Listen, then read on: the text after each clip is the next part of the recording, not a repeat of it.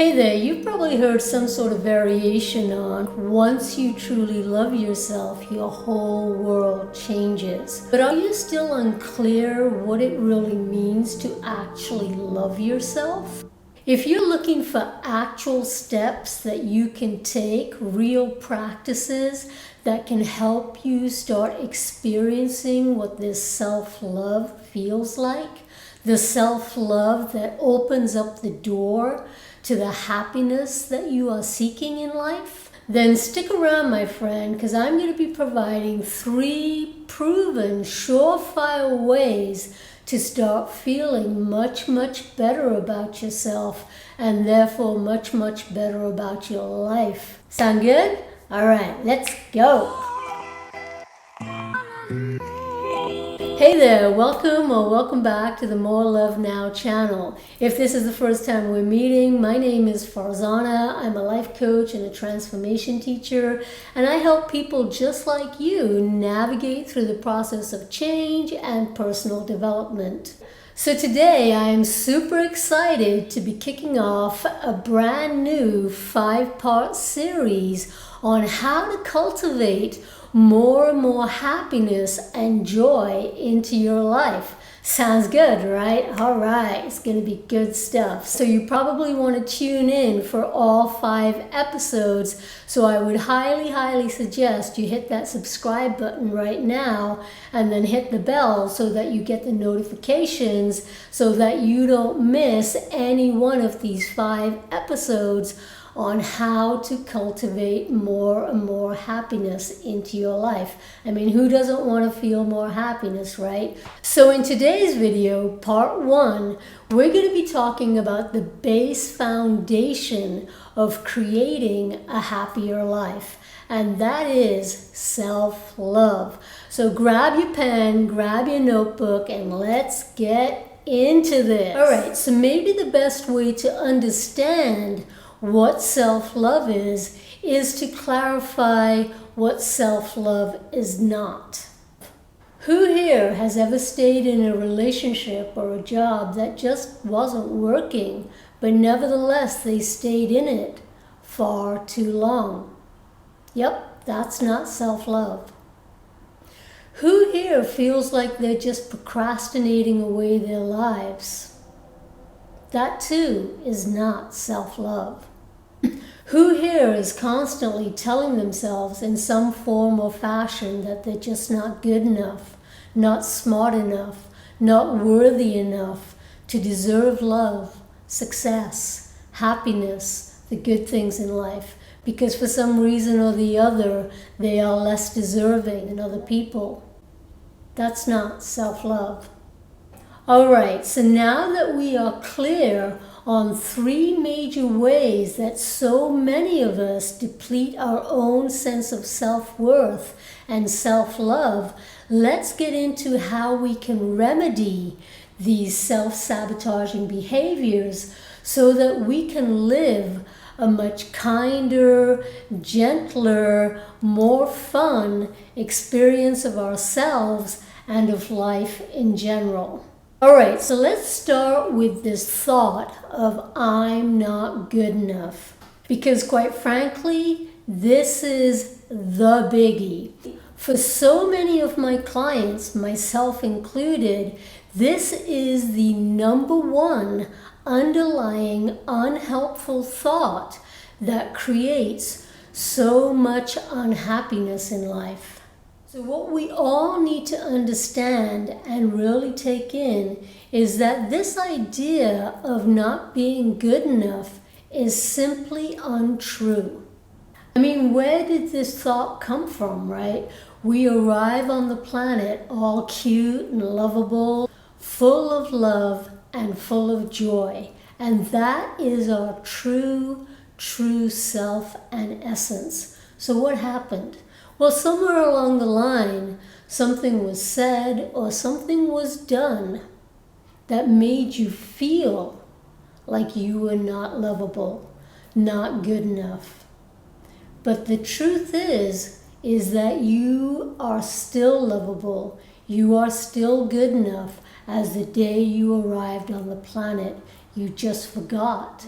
You are unique and you have valuable gifts to offer the world, but you are unable to express these gifts, unable to share these gifts because you are currently under the spell of feeling that you are not good enough.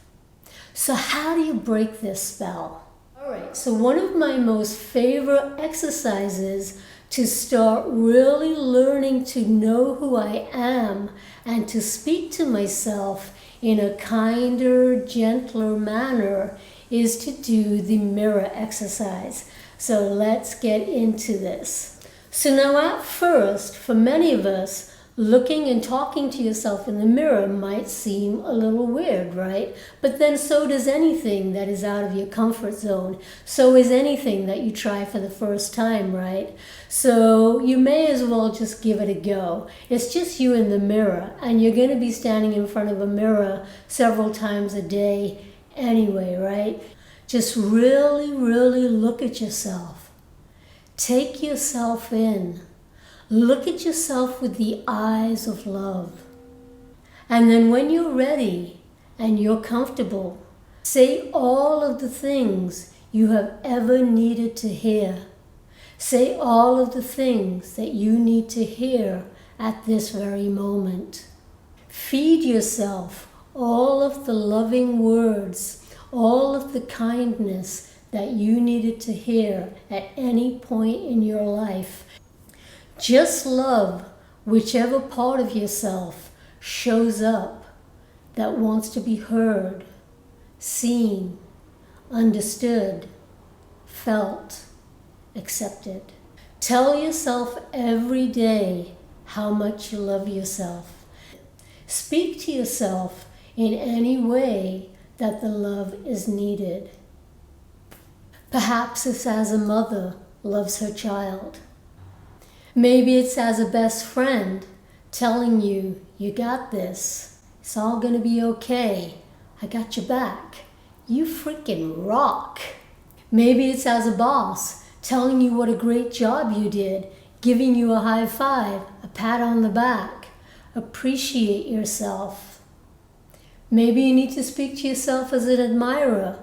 Compliment yourself on how beautiful you look today. Maybe you need to speak to yourself as your wiser future self, telling you that you believe in yourself, have confidence in yourself. Maybe you need to speak to yourself as the person you need to forgive. Let it all out and then let it go. Maybe you need to speak to the person that you need forgiveness from. Speak your apology. Speak your remorse. Forgive yourself and then move on. Forgive your past self for all of the unskillful choices, actions, and decisions. Forgive yourself for not being as wise as your current self. Forgive yourself. Thank yourself that you did everything you could to be still alive today. Be grateful to yourself. So now all of this mirror work can also be done as a journal exercise. You can do both or you can do either or. It's all totally up to you. Whatever resonates, whatever you feel comfortable with. The point of the matter is that you are getting to know yourself, you are forgiving yourself, you are loving yourself, and you are bringing yourself into the present moment. The more that you can know yourself and understand yourself and forgive yourself, the more that you can love yourself. All right, so moving on to loving yourself enough to not put up with being in relationships or work situations that are just not good for you.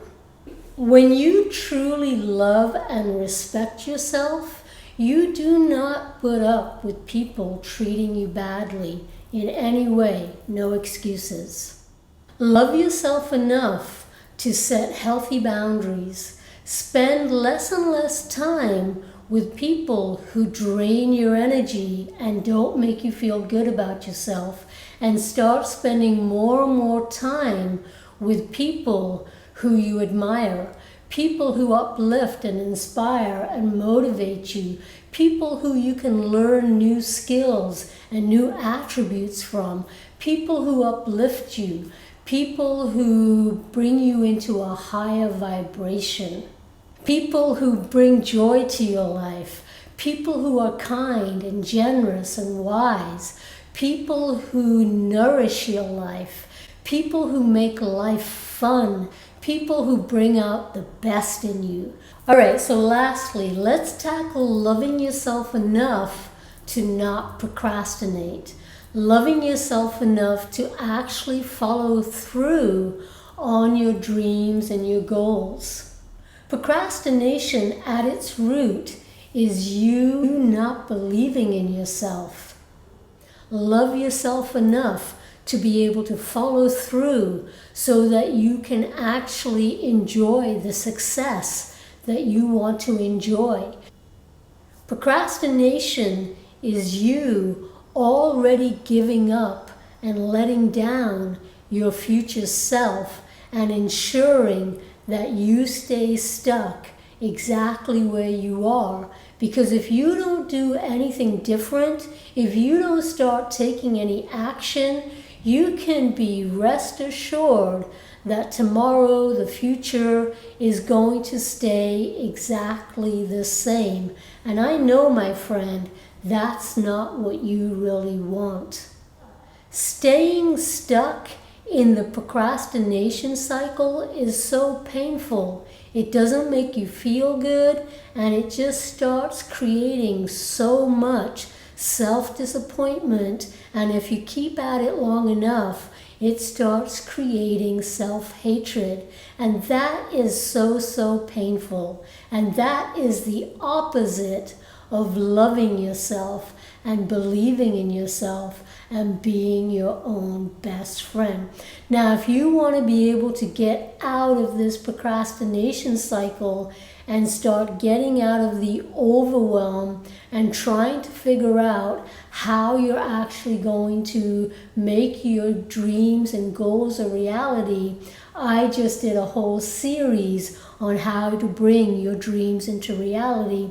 So I highly suggest that you tune in to episode 5 of that 5-part series, and I'll leave a link to that down below. And even beyond that series, check out my Managing Your Mindset, and within that playlist you will also find lots of tips on how to break down your projects, your dreams, and your goals so that they are not overwhelming and you can get out of the procrastination mode and start getting into the doer mode.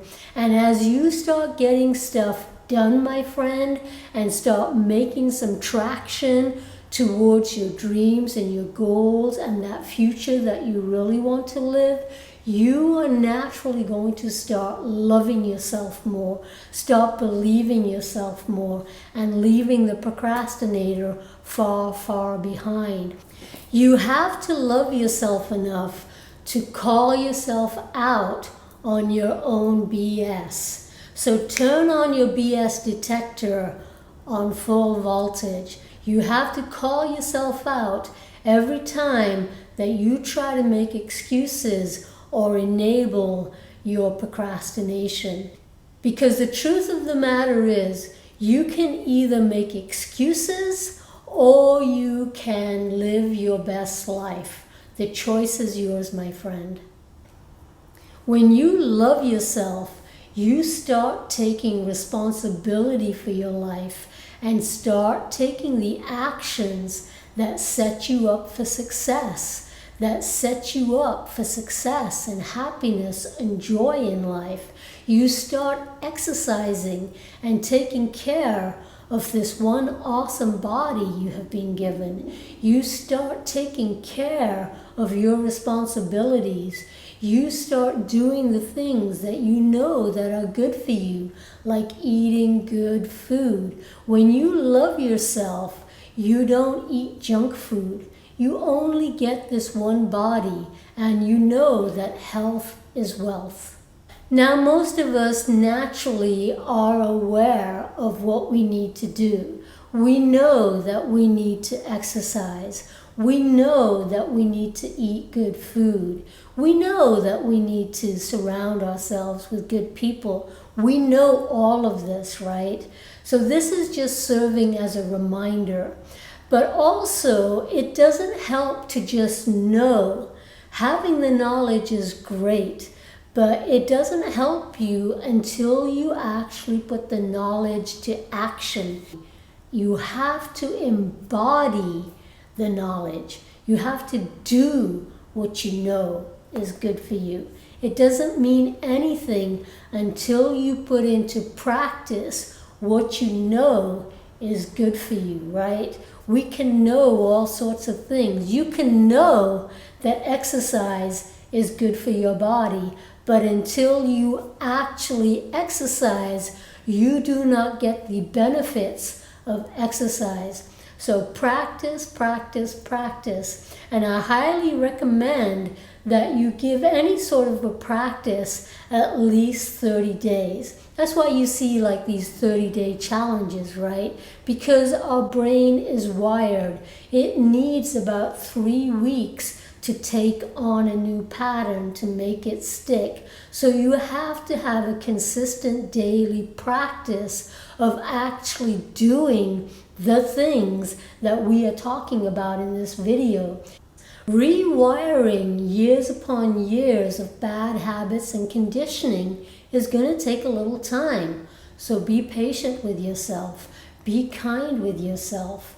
Be compassionate with yourself. And if you stumble and fall, just pick yourself right back up and keep going. Don't quit on yourself. Love yourself enough to not quit on yourself. If you do the mirror or journaling exercise, even in 2 weeks, you're going to start feeling some benefits. You're going to start feeling some changes. So just keep at it. It's going to feel weird if it's unfamiliar to you. Everything does, but just keep at it. Keep at it until it starts to feel better, a little bit more natural, a little bit less effortful, and a little bit more effortless.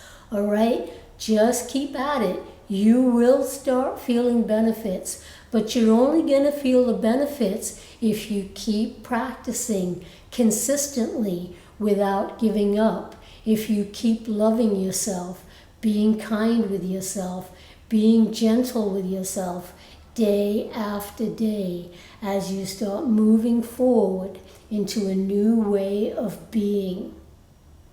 Sweet. So which one of these exercises will you practice today for the next 2 weeks to 30 days? Let me know in the comments down below. I'd love to hear from you.